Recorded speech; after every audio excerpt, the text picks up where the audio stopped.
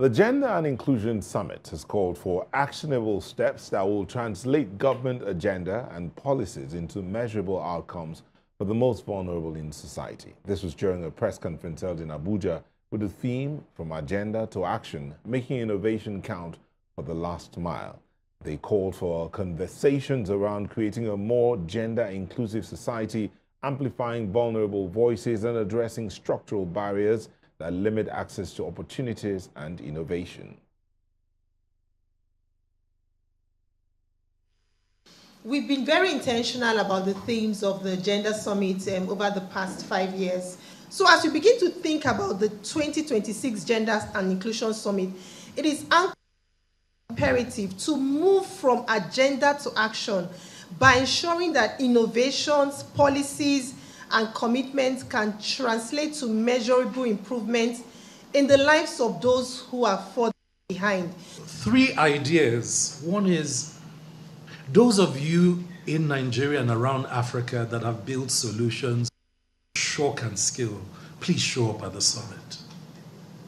Those of you who have the kind of money, philanthropic leaders, corporate leaders, who already have the kind of money that are just waiting to back ideas that can scale, please show up at the summit.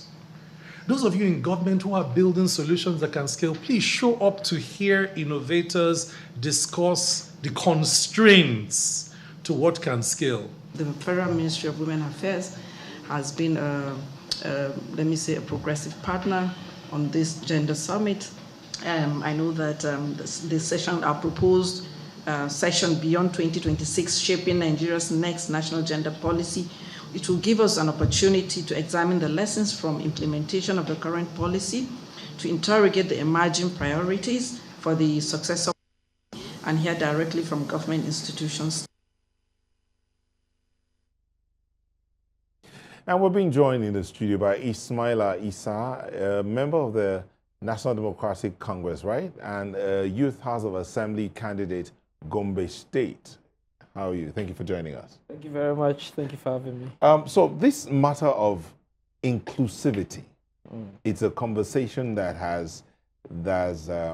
appears to have come to stay. And today being International Youth Day and you being a young person, do you think Nigeria is even on that path of proper inclusivity? Because we're not just talking gender here. We're talking gender, we're talking different levels of society and all. So what do you think?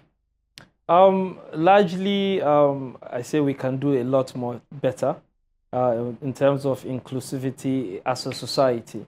When you look at the challenges being faced by youths, who are a major chunk of our society, when you look at the challenges being faced by disabled people of the society, even women, there's a long way for us to go. I can see currently there have been some progress in the past few years, but we are nowhere near where we should be as a society.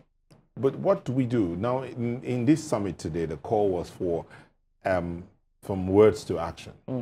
But it's like a rhetorical statement. Asking this question is more or less like a rhetoric for a lot of people, because these conversations, call to action, from words to action, measurable, turning policies and agenda into measurable action steps and all that, is like something that has been a recurring decimal. So let's come back to you, who is seeking to go into government. You're seeking to get in there. Do you think you, as an individual and a young person, can make any difference? Oh, sure. Seeing that the inclusivity is not really there, so you're more or less going to be standing there alone. So how would that change? How would anything change in that kind of situation? I guess first we have to realize that everything can't change at once. It's a gradual process, and that gradual process starts with a step. We as young people, we as the other divide of the diversity range, we need to come in gradually, step by step, and be consistent with it.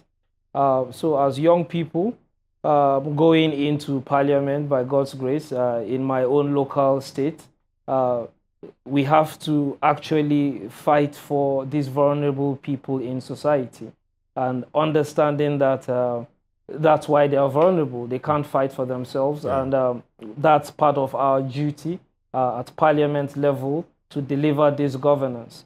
So I think as young people, you know, the new young people of Nigeria, we are very intentional about things like this. We are very knowledgeable about it. So it's something where we need to put our ideas into actions, and those actions can only be done step by step. All right, thank you so much. We're speaking to Ismaila Isa, who is a member of the NDC and candidate for the Gombe State House of Assembly. Thank you. We wish you well. Thank you very much.